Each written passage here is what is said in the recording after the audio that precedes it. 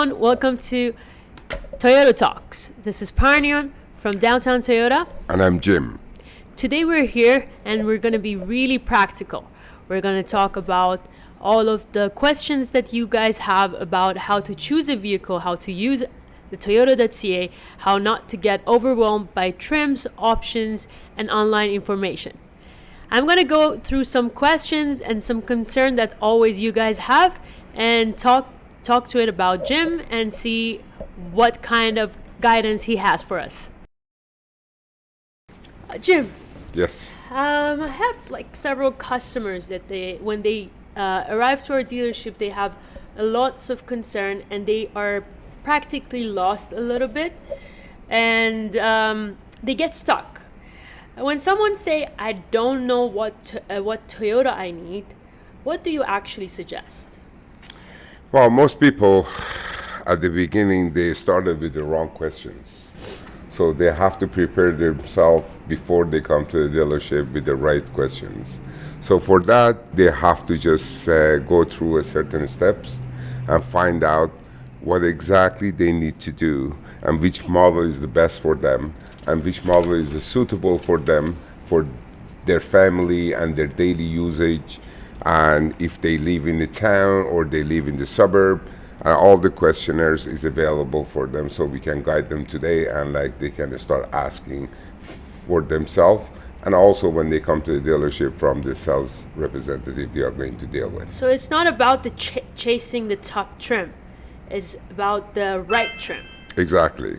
Okay. It is about what fits your lifestyle. Okay. So, as I said, you got to see, do you live in the town? Do you live in this small city? Do you live in a large city? Do you live in the suburban? And how much commute do you do as a daily basis? How big is your family? How is your parking spot? And do you need a small car? Do you need a large car? Do you need a mid-size? So you have to find out about all these questionnaires, and then you choose your vehicle and how long you are going to drive the vehicle as well. Let's make this super actionable. So imagine someone is in a zero stage. What's the first step you recommend? Well, the cleanest way is first is to go to Toyota.ca and choose your vehicle under the Toyota.ca, and then look at all the vehicles we are carrying in Ontario and basically in Canada, and then you choose it. See, based all your needs. If you need a small vehicle, do you need sedan? Do you need a mid-size? Do you need a large size? So do you need a SUV? Do you need an EV? Do you need a hybrid? So you need all these things you ask yourself. And then when you look at the line of the product we carry, so you can go under the vehicle and choose the vehicle you wanted, and then look at all the options is available under that vehicle and how many packages it is, and then you can go and look at it with each packages, what options is available for you, you can choose, and then you can just decide which package, which vehicle, and which one is suitable for you to drive. So, okay, this is the part that people normally miss.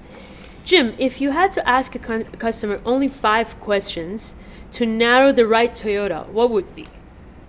Well, first off, the first is you got to choose, you got to start with the model of and category of the vehicle you're looking for, as I mentioned it before. And you got to see, again, how large is the family? Is this the only vehicle in your household? Is it the second vehicle you're buying, or is it the first vehicle you're buying? Do you have kids? Do you have pets? Do you carry them all the time? Or is it the daily basis? Do you commute in the town? Or do you do highway driving? So you gotta ask all these questions from yourself. And also you have to find out how much mileage you put on the vehicle. So the right vehicle in, for example, downtown Toronto is gonna be completely different for someone that is living in Barrie or up north or somewhere like Absolutely. that. Okay, so let's get back to powertrain. Gas versus hybrid versus plug-in hybrid versus EV. Powertrain is where lots of people get confused. How do you explain in the simple terms? Well, in powertrain is, first of all, again, we get back to the beginning of the last question. So is you have to see how much commute you do every day and how much kilometers you are going to put on the vehicle.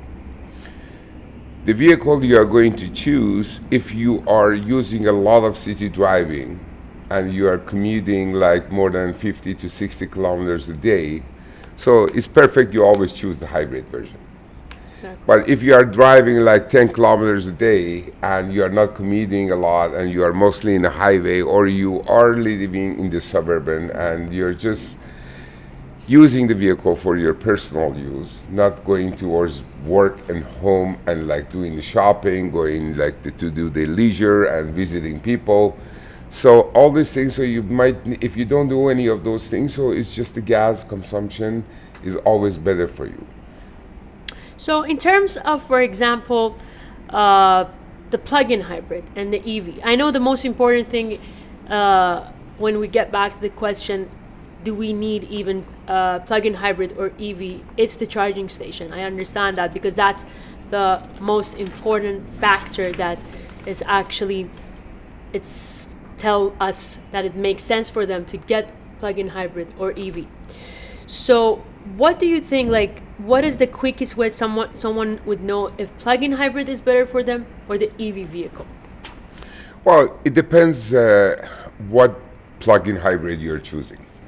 Is the variety of the mileage you can get from the plug-in hybrid is, the range is between 63 to 75 kilometers, like in a full charge on the EV mode.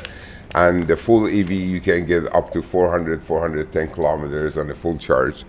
But to choosing any of those, first is you have to see where you live and where you work. Where you live and where you work, do you have the charging station available to your needs? Okay. Because don't forget, a lot of people lives in the apartment or condominium, and all those buildings they build it like prior to 2017.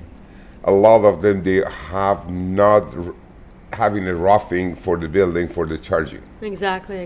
So that's going to be a little bit tough and rough for them. So there is no need for them to have the EV or like the plug-in hybrid. So we match the powertrain basically on the lifestyle of the person and where they live to be like quick form and safe. Absolutely. Yeah. Okay, so in terms of trims and key features that actually matter, once they have the short list, how do you recommend they compare trims without getting lost? Well, first is they have to see the options are available on the packages. Is it needed for them? Mm-hmm. Because sometimes people, they don't need certain stuff, but they love to have the luxury. Exactly. So that luxury is the extra money. So are they going to use it? Do they need it? So do they have to pay extra money for stuff they don't need it? Or it's just like for have fun and to have it in their car? So they have to sit down and think about it and talk with your partner and see if you are going to use any of those options available to your needs. So if you do, yes, you can choose it. But if you don't need it, don't waste your money and just get something lower and suitable to your needs. What's one mistake you see a lot that people overpay for it? Or I don't know, like what is the like common mistake you see in your customers in this 25, 30 years that you're doing this? These days, a lot of vehicles, even on the basic vehicles, there's a lot of safety features available on the cars. Those safety features is started from the base model to the luxurious model. But when you go to the luxurious model from the base model, so is add additional safety product. Yeah. So those additional safety products, so I personally think those additional safety product is always good to have because it saves you somewhere. Yeah. Somehow. So those sometimes things, in insurance, you know? Oh. Yeah. Absolutely. Because some people, they say, oh, I don't need a blind spot. They go get a quote from the insurance, and when your car doesn't have the blind spot, I had actually a customer that had this issue between a Corolla Cross L and Corolla Cross LE, which is like not too much of a difference, It's just a blind spot that L doesn't have and LE has. But the difference between the insurances was $400. Can you believe that? It does. It does. There's a lot of factors for the insurances, like in purchasing the car or leasing a car. It brings your insurance lower, which is in an upcoming video, so we are going to have it. So we're going to explain about those. All-wheel drive, front-wheel drive, all of this. Absolutely. There's a lot of features is available, a lot of options. You can add it to any of the options you choose. So you can, extra options, so you can just bring your insurance. Is also towards your safety. But one of the products we have it like when I talk to a lot of customers, when I explain it to them and they don't know about it and they say, oh, I really need that, is just like, for example, is a rear cross traffic braking. Yes, that's actually very helpful. The rear cross traffic braking is when you're reversing the vehicle and if you're not paying attention, there's a wall, there's a post, there is a bicycle of your children is parked in your driveway. Yeah. There is a whole bunch of, there's pedestrians coming and you are not attentioning to that and the car would stop. Yeah. So it saves you a lot of hassles and the problem. Exactly. So now when you have that, yes, you have to go to the higher package for that. So when you go there, so it's all to your advantage. Exactly. That is actually very useful. So it's about the must-have first. Yes. Nice to have second. Correct. That's very exactly. important. Okay. Choosing a Toyota store and pricing transparency. After someone has their short list, they ask which dealership and where should I purchase my car. What is your advice normally? First of all, you have to go online and review the dealership you are going to purchase your vehicle and look at it, see all the Google reviews, all the good news about that dealership, how they treat the customer, how people are comfortable with that dealership, how their service department is, how their sales department is. So you got to review all those things and choose your dealership. And when you choose the dealership, at the meantime, you can choose your sales rep as well. Exactly. You can look at the sales rep online through the Google review, who has the highest Google review, who done what, and read the fine writing of the notes people they put on the Google review.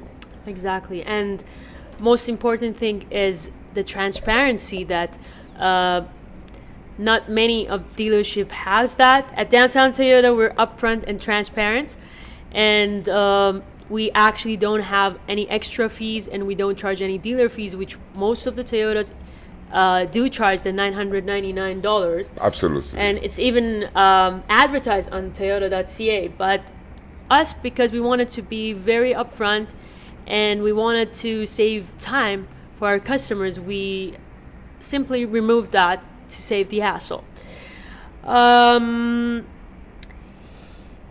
The last thing I wanted to go through it with you, how we help customer to finish their decision. So when someone does their homework on Toyota.ca and narrow down to few options, what happened then? Like after they contact us, what happened then? What we should do? What is our responsibility? What is our duty to do? Our duty is when the customer comes in, they already narrow down and they are down to 2 or 3 different vehicles.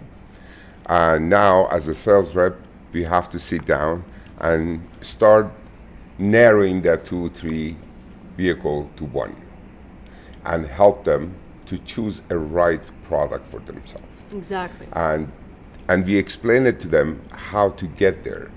And then when we choose it and we get to that point, what's the right choice?